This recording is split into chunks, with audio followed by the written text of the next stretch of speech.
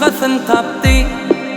Ayrılık gelip bugün men kapımı kalktı. Vakt geçen ok düğünüm kucağımda oklaptı. Bugün olsa gidip başkası bilin yattı. Ona gitmeyen saat yönü bana kalmak kıyın. Görüyerdim onu özüme bar zattan yakın. Öğrenşiptir kucağım ona oklamak kıyın. Menki doğru senki yanlış yalan sen söylüyün. Senin baktın kara bolli menki de dostum. Ölümdün kalanı yalan can sağlık olsun. Allah nasip etsin bile söylüyünün olsun. İki yüzlü adamları başımdan soğusun. Senin baktın kara bolli menki de dostum. Ölümdün kalanı yalan can sağlık olsun. Allah nasip etsin bize söylüyünün olsun. İki yüzlü adamları başımdan soğusun.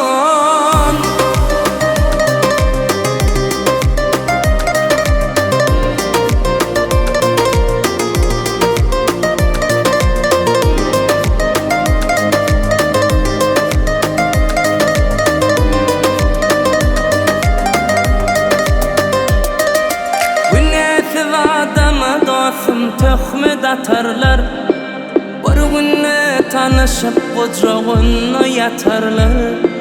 Neçe yılın sevgisini pilot atarlar. Şan sevgisini baylık bilin yaparlar. Kaygetme dostum bizden günümüz gelir. Sabredeli belki sabredenmize değer. Ol bir vefalar dolanıp geleyse eğer. Diyecek sözlerim var onun yüreğine değer. Senin baktın kara bolli menki de dostum. Ölümdün kalanı yalan can sağlık olsun. Allah nasip etsin bile söylüyünün olsun. İki yüzlü adamları başımdan soğusun. Senin baktın kara bolli menki de dostum. Ölümdün kalanı yalan can sağlık olsun. Allah nasip etsin bize söylüyünün olsun. İki yüzlü adamları başımdan soğusun.